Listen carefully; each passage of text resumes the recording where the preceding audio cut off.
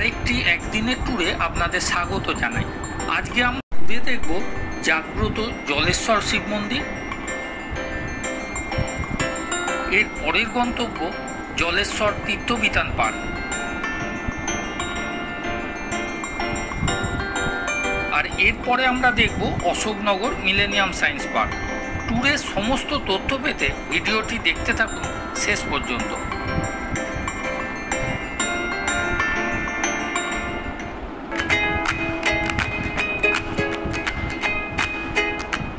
সুপ্রভাত বন্ধুরা, নতুন একটি ব্লগে আপনাদের স্বাগত।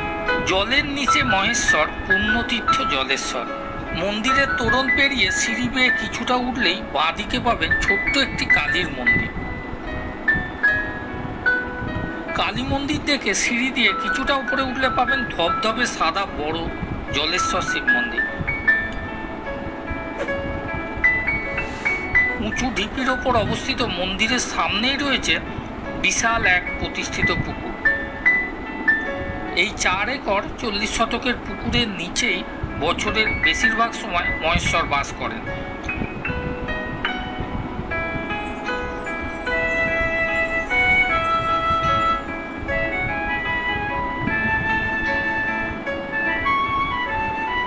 প্রতি বছর গাজনের আগে চৈত্র মাসে এই পুকুর থেকে ভগবান শিবকে তোলা হয়।